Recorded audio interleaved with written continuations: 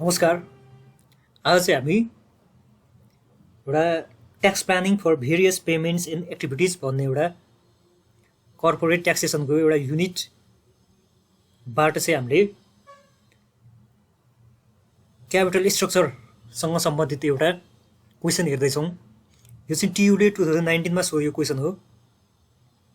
सबैभन्दा पहिले हामीले क्वेसन बुझ्नुपर्छ, क्वेसनले के भन्छ त्यसलाई चाहिँ हामीले ध्यान दिएर चाहिँ टिप्नुपर्छ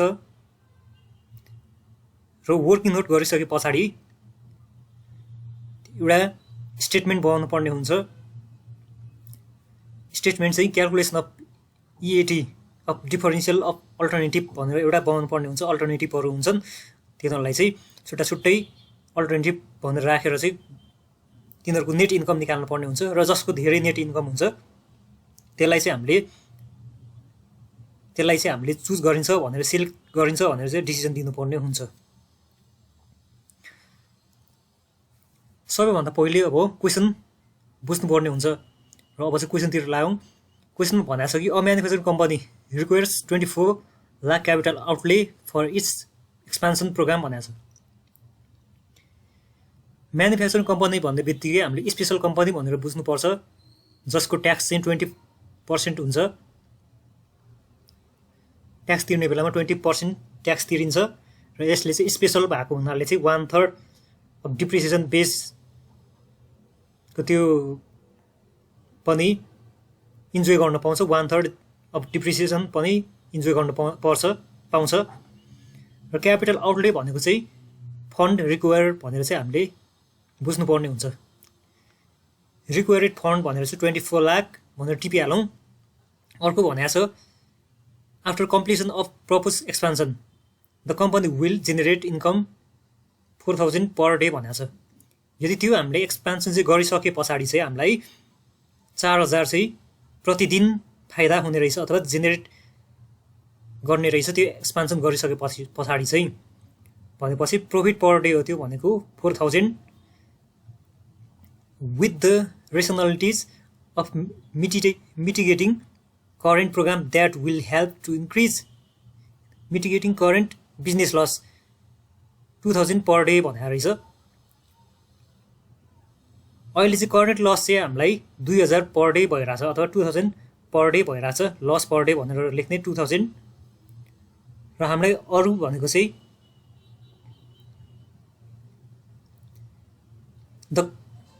the company has planned to implement the expansion program that will help to increase its capacity and reduce manufacturing cost। यदि हामीले चाहिँ एक्सपान्सन गर्यो भने चाहिँ त्यसले चाहिँ क्यापासिटीलाई बढाउँछ र म्यानुफ्याक्चरिङ कस्टलाई चाहिँ घटाउने रहेछ। For financing such program the alternative sources of capital to this company are issue of equity share. Equity share issue गरेर हुनसक्छ यसको सोर्स चाहिँ। अर्को भनेको इस्यु अफ डिभेन्चर इस्यु गरेर हुनसक्छ। अर्को भनेको ब्याङ्कबाट लोन लिएर हुनसक्छ र अर्को भनेको private loan from the money लेन्डरबाट हामी लिन सक्ने रहेछौँ अथवा यिनीहरू चाहिँ सोर्स फन्डको सोर्सहरू हो यिनीहरू चाहिँ। However collection period for the equity shares is the highest one among that of this 4 sources. Collection period चाहिँ इक्विटी सेयरको हाई रहेछ, सबैभन्दा हाई रहेछ। किनकि इक्विटी सेयरलाई चाहिँ हामीले पहिले इस्यु गर्नुपर्ने हुन्छ, त्यही भएर चाहिँ यसलाई चाहिँ धेरै समय लाग्ने रहेछ। From the date of starting it will take 15 days. यदि चाहिँ त्यो हामीले एक्सपान्सन गर्न थाले पछाडि चाहिँ 15 दिन चाहिँ हामीलाई त्यो एक्सपान्सन गर्नलाई लाग्दो रहेछ त्यो, अथवा त्यो जडान गर्नलाई लाग्दो रहेछ त्यो जुन चाहिँ हामीले प्लान्ट भनेर चाहिँ एउटा एज्युम गरौँ होइन। प्लान्टलाई चाहिँ जडान गर्न चाहिँ 15 डेज लाग्दो रहेछ। Bring the program into commercial operation हुन लागि चाहिँ 15 डेज हामीलाई लाग्ने रहेछ। एक्सटेन्सन पिरियड हो, टाइम हो त्यो भनेको चाहिँ। Considering the rate of interest in collection period the financial manager had determine following 3 alternative of capital structure applicable in financing the proposed expansion program. Still he could not decide which one is the best alternative to his company भनेर रहेछ। र यस financial म्यानेजरले चाहिँ decision दिन सकेका छैन त्यही decision दिन सकेको छैन, त्यही भएर चाहिँ हामीलाई सोधेको छ। र यहाँ चाहिँ हामीलाई दिएको छ विभिन्न सोर्स अफ क्यापिटल दिएको छ र अल्टरनेटिभहरू दिएको छ यहाँ। र हामीलाई सोधेको छ as a tax planner give your suggestion to financial manager about the best alternative to his company. हामीले चाहिँ सजेसन गर्नुपर्ने छ कुन चाहिँ कम्पनी चाहिँ बेस्ट छ भनेर, चाहिँ कुन चाहिँ अल्टरनेटिभ चाहिँ बेस्ट छ भनेर चाहिँ हामीले सजेसन गर्नुपर्ने हुन्छ अथवा डिसिजन दिनुपर्ने हुन्छ। र माथि भएकै हामीले रिक्वायर्ड फन्ड भनेको capital outlay, income per day पनि दिएकै छ, लस पर डे दिएकै छ, एक्सटेन्सन पिरियड भन्ने दिएकै छ 15 डेज। अब यो calculation of EAT of differential of alternative, यो क्यालकुलेसन गर्नुभन्दा पहिले हामीलाई वर्किङ नोट गर्नुपर्ने हुन्छ। वर्किङ नोट गरिसके पछाडि त हामीले यहाँ राख्न सकिहाल्छौँ। वर्किङ नोट चाहिँ हामीले के गर्नुपर्छ भन्नाले चाहिँ एउटा नन अपरेटिङ डेज निकाल्नुपर्ने हुन्छ, अपरेटिङ डेज निकाल्नुपर्ने हुन्छ, प्रोफिट फर द इयर निकाल्नुपर्ने हुन्छ, लस फर द इयर निकाल्नुपर्ने हुन्छ, एनुअल डिप्रिसिएसन निकाल्नुपर्ने हुन्छ, स्किम कस्ट निकाल्नुपर्ने हुन्छ र इन्ट्रेस्ट निकाल्नुपर्ने हुन्छ। सबैभन्दा पहिले हामीले नन अपरेटिङ डेज निकाल्नुपर्छ, अथवा अपरेटिङ डेज अथवा नन अपरेटिङ दुईटै निकाल्दा नि हुन्छ। तर हामीले चाहिँ यहाँ चाहिँ फर्स्ट नन अपरेटिङ डेज निकाल्छौँ हामी। नन अपरेटिङ डेज भनेको चाहिँ FRP भनेको चाहिँ fund raising period plus EP भनेको चाहिँ एक्सटेन्सन पिरियड माइनस CP भनेको चाहिँ क्रेडिट पिरियड भनेर चाहिँ हामीले बुझ्नु पर्छ। यहाँदेखि हामीलाई फन्ड रेजिङ पिरियडमा जति दिन लाग्छ प्लस एक्सटेन्सन गर्नलाई चाहिँ एक्सटेन्सन टाइम जति लाग्छ माइनस क्रेडिट पिरियड चाहिँ हामीलाई कति दिएको छ त गर्यो भने चाहिँ हाम्रो नन अपरेटिङ डेज निस्किन्छ। क्रेडिट पिरियड भनेको चाहिँ हामीले त्यो सामान किनेपछि चाहिँ हामीलाई डिलरले चाहिँ दिन्छ। तर यो क्वेसनमा चाहिँ क्रेडिट पिरियड चाहिँ हामीलाई दिएको छैन, त्यही भएर चाहिँ फन्ड रेजिङ पिरियड भनेको अल्टरनेटिभ 1मा चाहिँ 60 डेज राख्ने, यहाँ 60 डेज प्लस एक्सटेन्सन पिरियड भनेर चाहिँ हामीले 15 डेज हामीले टिपेका थियौँ, 15 डेज माइनस CP अथवा क्रेडिट पिरियड भनेर चाहिँ हामीलाई क्वेसनमा दिएको छैन, त्यही भएर 0 राख्छौँ, इजिकल टु 75 हुन्छ। यसरी नै अल्टरनेटिभ 2मा पनि 30 डेज माथि दिएकै छ क्वेसनमा, 30 डेज प्लस एक्सटेन्सन भनेको 15 डेज माइनस 0, क्रेडिट पिरियड दिएको छैन त्यही भएर 0 हुन्छ, इजिकल टु 45 हुन्छ। अर्को भनेको 10 भनेको हामीलाई माथि दिएकै छ यहाँ 10 डेज प्लस एक्सटेन्सन पिरियड भनेको 15 डेज हामीले यहाँ टिपेका थियौँ, extension period 15 days minus credit period भनेको हामीलाई दिएको छैन, 0 राख्छौँ हामी, इजिकल टु 25 डेज निस्किन्छ। अब यदि नन अपरेटिङ डेज चाहिँ 75 हो भने अपरेटिङ डेज चाहिँ कति हुन्छ त? नन अपरेटिङ डेज चाहिँ 75 हो भने अपरेटिङ डेज भनेको चाहिँ 360 डेज इन अ इयर, जसलाई चाहिँ हामी वर्षमा कति दिन हुन्छ त? 360 मान्छौँ, एज्युम गरौँ 360 माइनस 75 नन अपरेटिङ डेज गऱ्यो भने चाहिँ अपरेटिङ डेज आउँछ। अथवा वर्षमा चाहिँ जति दिन चाहिँ हाम्रो अपरेटिङ हुँदैन त्यति गऱ्यो भने चाहिँ अपरेटिङ डेज आउँछ। 360 माइनस 75 भनेको 285, 360 माइनस 45 भनेको चाहिँ 315, 360 माइनस 25 भनेको चाहिँ 335 आउँछ। र प्रोफिट फर द इयर भनेको चाहिँ के हो त? प्रोफिट चाहिँ हामीले जब काम गरिन्छ अथवा अपरेट गरिन्छ त्यस बेला चाहिँ प्रोफिट हुन्छ हामीलाई, अथवा operating days into profit per day गऱ्यौँ भने चाहिँ हामीलाई प्रोफिट फर द इयर आउँछ। अपरेटिङ डेज जति दिन हुन्छ वर्षमा इन्टु प्रोफिट पर डे, एक दिनमा प्रोफिट जति हुन्छ त्यो गऱ्यो भने चाहिँ प्रोफिट फर द इयर आउँछ। वा अपरेटिङ डेज भनेको 285 छ इन्टु प्रोफिट पर डे भनेर चाहिँ हामीलाई माथि प्रोफिट पर डे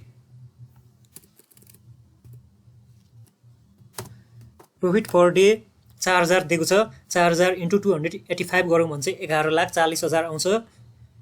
र अर्को भनेको चाहिँ 315 इन्टु 4000 भन्नु 12,60,000 आउँछ। र अर्को भनेको 335 इन्टु 4000 गरौँ भने चाहिँ 13,40,000 आउँछ। लस फर द इयर भनेको चाहिँ के हो त? लस फर द इयर भनेको चाहिँ non operating days into loss per day, non operating day into loss per day, अथवा लस चाहिँ हामीले जुन बेला काम गरिँदैन त्यस बेला लस हुन्छ। नन अपरेटिङ डेज भनेको चाहिँ 75 इन्टु लस पर डे भनेर चाहिँ माथि हामीलाई दिएको छ 2000 लस पर डे भनेर चाहिँ हामीले माथिबाट गिभनमा टिपेका थियौँ। 2000 गरियो भने चाहिँ 1,50,000 90,000 र 50,000 आउने रहेछ। स्किम कस्ट भनेर चाहिँ अब हामीले स्किम कस्टलाई चाहिँ कसरी बुझ्ने त? स्किम कस्ट भनेको चाहिँ एउटा फ्लोटेसन कस्ट पनि भन्छ, जसलाई चाहिँ हामी अथवा जब हामीले चाहिँ सेयर चाहिँ इस्यु गर्छौँ अथवा डिबेन्चर चाहिँ इस्यु गर्छौँ त्यस बेला चाहिँ विभिन्न खालको कस्टहरू सानोतिनो कस्टहरू चाहिँ आउने गर्छ। त्यसलाई चाहिँ हामी स्किम कस्ट भन्छौँ, फ्लोटेसन कस्ट भन्छौँ। र हामीलाई क्वेसनमा चाहिँ यहाँ अल्टरनेटिभ 1 मा हेरौँ। सबैभन्दा पहिले अल्टरनेटिभ 1 मा चाहिँ सेयर इक्विटी सेयर पनि इस्यु गरेको छौँ र डिबेन्चर पनि इस्यु गरेका छौँ र दुईटैमा चाहिँ लाग्छ स्किम कस्ट चाहिँ इन्कर हुन्छ भनेर हामीलाई भने रहेछ। भने पछाडि 12 लाखको 2% भनेको कति हुन्छ? प्लस अल्टरनेटिभ 1 को त दुईटा हो। अल्टरनेटिभ 1 को 12 lakh into 2% plus 12 lakh into 1% भनेको चाहिँ 12 लाख इन्टु 0.02 हो 2% भनेको, प्लस 12 लाख इन्टु 0.01 हो 1% भनेको। यति गर्यो भने चाहिँ हामीलाई 36,000 आउँछ। 36,000 आउँछ। र अर्को भनेको अल्टरनेटिभ 2 मा जाउँ। अल्टरनेटिभ 2 मा चाहिँ अल्टरनेटिभ बी मा चाहिँ इक्विटी सेयर चाहिँ इस्यु गरेको छैन तर डिबेन्चर चाहिँ इस्यु गरेको छ 10 लाखको। 10 लाखको 1% स्किम कस्ट इन्कर हुन्छ भने 10 लाखको 1% भनेको 10,000 10,000। र अरू चाहिँ यहाँ बुझिहालौँ, ब्याङ्क लोनमा स्किम कस्ट हुँदैन र प्राइभेट लोनमा पनि हुँदैन। स्किम कस्ट हुने भनेको इक्विटी र डिबेन्चरमा हो। भनिसके पछाडि अब चाहिँ हामी क्यालकुलेसन अफ इन्ट्रेस्टमा जान्छौँ। अब जब हामीले चाहिँ इन्ट्रेस्ट क्यालकुलेसन गर्छौँ त्यस बेला चाहिँ हामीले ध्यान दिनुपर्ने हुन्छ कि इन्ट्रेस्ट रेट ध्यान दिनुपर्ने हुन्छ। अर्को भनेको चाहिँ एफआरपी भनेको चाहिँ fund raising period or CP भनेको क्रेडिट पिरियड जुन चाहिँ ठुलो हुन्छ त्यसलाई चाहिँ राखिन्छ यहाँ। यो भनेको चाहिँ होल इयरको हो, यो भनेको चाहिँ होल इयरको हो अथवा 1 वर्षकै हो। यो फर्मुलाले चाहिँ के देखाउँछ भने 1 वर्षमा 1 वर्ष नै काम भएको छ भनेर देखाउँछ। तर हामीलाई त अब नन अपरेटिङ डेज पनि त हुन्छ नि, अन्त फन्ड रेजिङ पिरियड पनि त हुन्छ नि। त्यही भएर चाहिँ हामीले 1 वर्षमा चाहिँ त्यो फन्ड रेजिङ पिरियडलाई पनि घटाउँछौँ, हामी त्यसलाई घटाउँछौँ अथवा क्रेडिट पिरियड जुन चाहिँ ठुलो छ त्यसलाई घटाउँछौँ हामी। भने पछाडि अब इन्ट्रेस्ट चाहिँ कसलाई दिन्छ त? डिबेन्चरलाई दिन्छ इन्ट्रेस्ट भनेको, लोनलाई दिन्छ, ब्याङ्क लोनलाई दिन्छ अथवा प्राइभेट मनी लेन्डरबाट लिएका छौँ भने त्यसलाई पनि हामी इन्ट्रेस्ट दिन्छौँ। तर हामीले बुझ्नुपर्ने भनेको चाहिँ सेयर इस्यु गर्यो भने चाहिँ हामीले इन्ट्रेस्ट दिँदैनौँ, उसलाई चाहिँ हामी डिभिडेन्ड दिन्छौँ। र इन्ट्रेस्ट चाहिँ अब कसलाई दिँदो रहेछौँ त? अल्टरनेटिभ 1 मा छौँ। अब अल्टरनेटिभ 1 मा भनेको चाहिँ इक्विटी सेयरलाई दिँदैनौँ इन्ट्रेस्ट, हामी डिबेन्चरलाई चाहिँ हामी इन्ट्रेस्ट दिन्छौँ।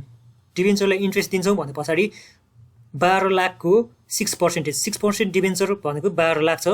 6% debenture is equal to loan amount भनेको चाहिँ 12 लाख, लोन अमाउन्ट भनेको 12 लाख भयो, इन्टु 6% भनेको चाहिँ 0.06 हो, इन्टु अब वर्षमा कति दिन भनेर एज्युम गरेका छौँ हामीले 360 दिन, माइनस 65 भनेको चाहिँ के हो त? 65 भनेको चाहिँ 65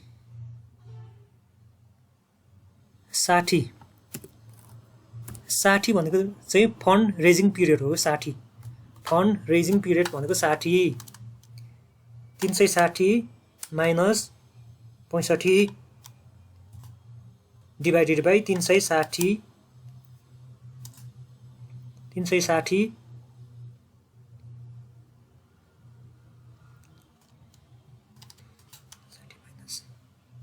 minus 65 into 0.06 divided 360 into 12 lakh भनेको चाहिँ 59,000 आउँदो रहेछ। 59,000 आउँदो रहेछ। र अर्को अल्टरनेटिभ 2 मा जान्छौँ अब हामी। अल्टरनेटिभ 2 मा चाहिँ के छ त? अल्टरनेटिभ बी मा चाहिँ डिबेन्चर पनि छ, ब्याङ्क लोन पनि छ र प्राइभेट लोन पनि छ। यो तीनटैमा हामीले चाहिँ इन्ट्रेस्ट तिर्नुपर्ने हुन्छ। अल्टरनेटिभ 2 मा तीनटामा इन्ट्रेस्ट तिर्नुपर्ने हुन्छ। र अल्टरनेटिभ 2 मा चाहिँ कसरी निकाल्छौँ त? 6% डिबेन्चरको पनि दिनुपर्ने हुन्छ। डिबेन्चर पनि छ यहाँ, डिबेन्चर पनि छ 10 लाख। 6% भनेको 0.06 इन्टु 360 माइनस 30, 30 दिन भनेको फन्ड रेजिङ पिरियड भनेर हामीलाई 30 दिन दिएको छ माथि। फन्ड रेजिङ पिरियड 30 दिन भयो। डिभाइडेड बाई 360 गऱ्यो भने चाहिँ 55,000 आउँदो रहेछ। अर्को भनेको चाहिँ अल्टरनेटिभ 2 मा भनेको चाहिँ ब्याङ्क लोन पनि छ, 10 लाखै छ ब्याङ्क लोन पनि।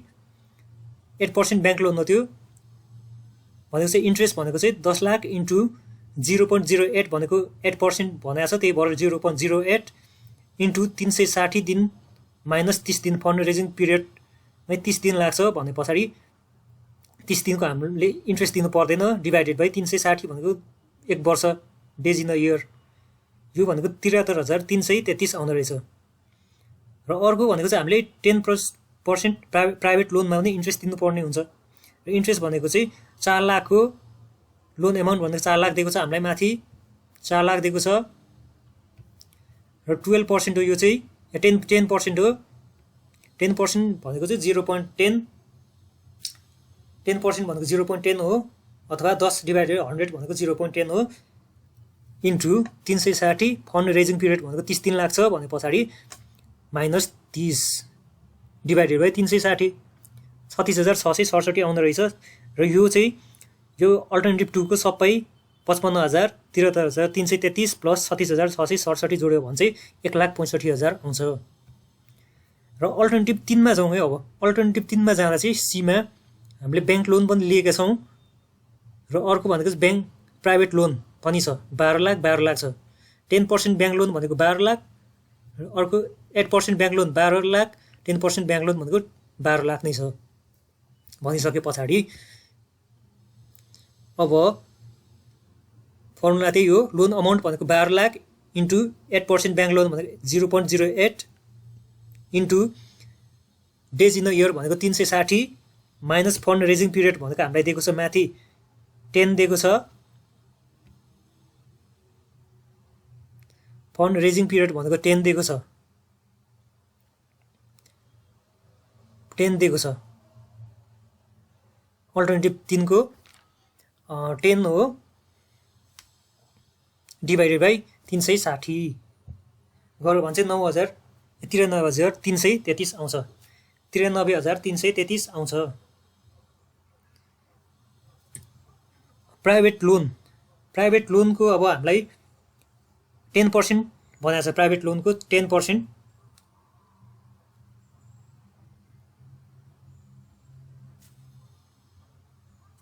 प्राइभेट लोनको 10%,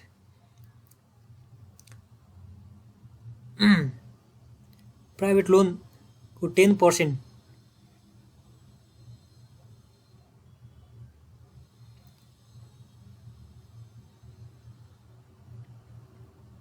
प्राइभेट लोन इन्ट्रेस्ट भनेको 12 लाख हो, इन्टु 10% भनेको 0.10 into days in the year भनेको 360 माइनस 10 भनेको हामीले माथि यो 10 यहाँ युज गरेको यो फन्ड रेजिङ पिरियड 10 हो। अल्टरनेटिभ 3 को त्यसलाई नै हामी युज गर्छौँ। यहाँ 10 डिभाइडेड बाई 360 भनेको 1,16,667 आउँदो रहेछ। र यिनीहरू टोटल जोड्यो भने चाहिँ 1,65,000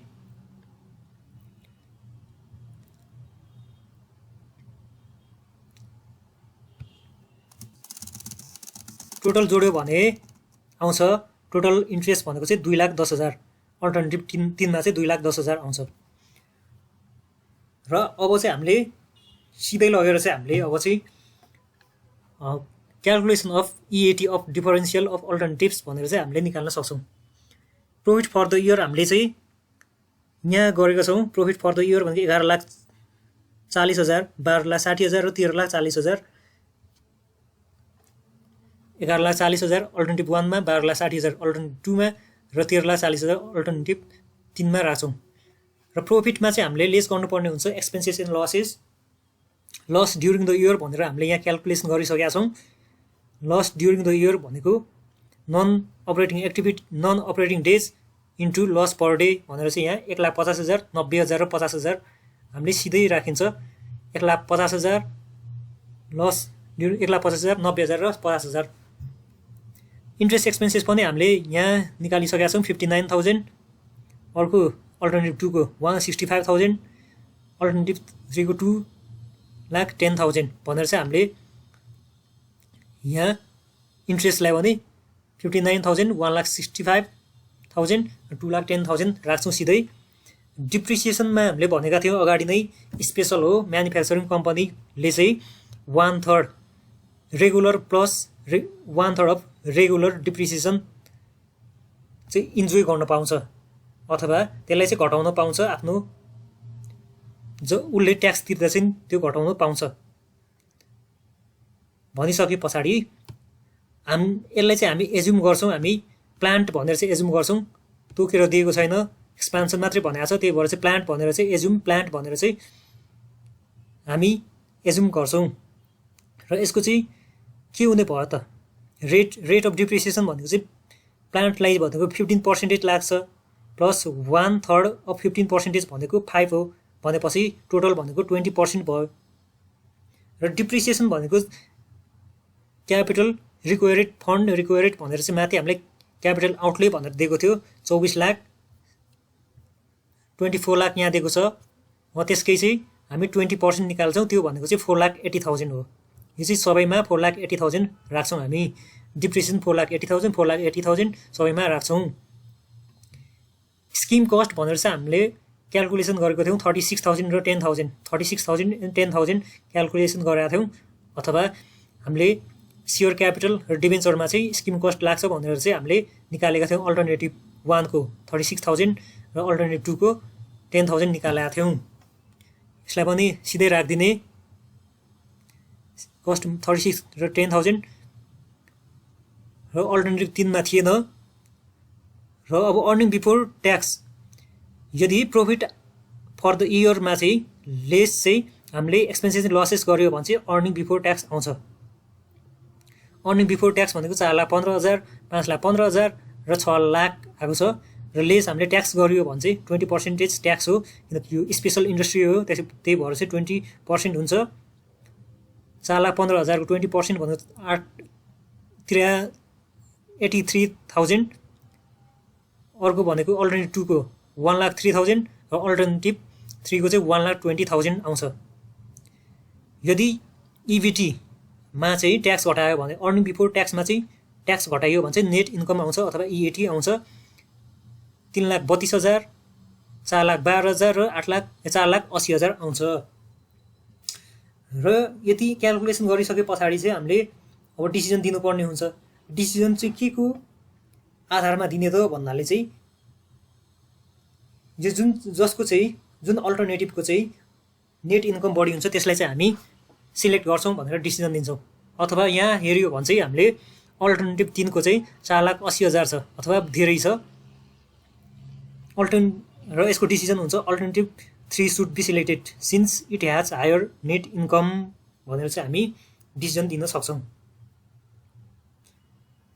र अर्को चाहिँ हामीले बुझ्नुपर्ने एउटा इम्पोर्टेन्ट नोट चाहिँ के छ भने वाइल क्याल्कुलेटिङ नन अपरेटिङ डेज, जब चाहिँ हामी यो नन अपरेटिङ डेज चाहिँ क्याल्कुलेसन गर्छौँ नि त्यस बेला चाहिँ यदि fund raising period plus extension period minus CP गर्दा चाहिँ माइनसमा आयो भने अथवा क्रेडिट पिरियड चाहिँ बढी भयो भने चाहिँ in such case non operating days will be extension period भनेको छ होइन त नन अपरेटिङ डेज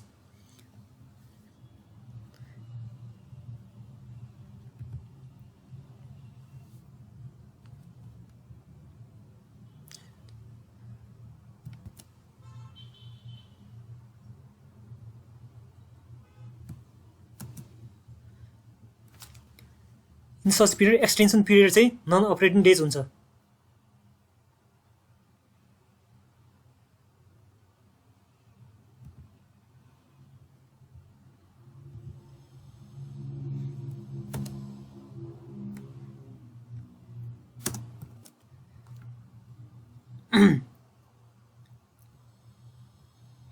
अथवा यो 10 चाहिँ एक्सटेन्सन पिरियड चाहिँ नन अपरेटिङ डेज हुन्छ क्रेडिट पिरियड चाहिँ बढी भयो भने यदि हामीलाई चाहिँ सामान चाहिँ हामीलाई त्यो फन्ड रेज गर्नु अथवा एक्सटेन्सन गर्नु दुईटैलाई जोड्दा पनि क्रेडिट पिरियड चाहिँ ठुलो भयो भने अथवा हामीलाई जुन चाहिँ हामीले प्लान किन्ने हामीले प्लानिङ बनाइरहेको थियौँ प्लानिङ गर्दा चाहिँ हामीलाई जति फन्ड रेज गर्न टाइम लाग्छ त्यो भन्दा पनि धेरै समयसम्म हामीलाई छुट दियो भने अथवा धेरै समयमा तिर्न मिल्छ भने हामी त्यो अवस्थामा चाहिँ यो जुन चाहिँ 10 छ यो बिचको एक्सटेन्सन पिरियड हो त्यसलाई नै हामी नन अपरेटिङ डेज भनेर चाहिँ लिन्छौँ मान्छौँ यो चाहिँ हामीले बुझ्नुपर्ने हुन्छ यदि माइनसमा आयो भने बिचकोलाई हामी नन अपरेटिङ डेज मान्छौँ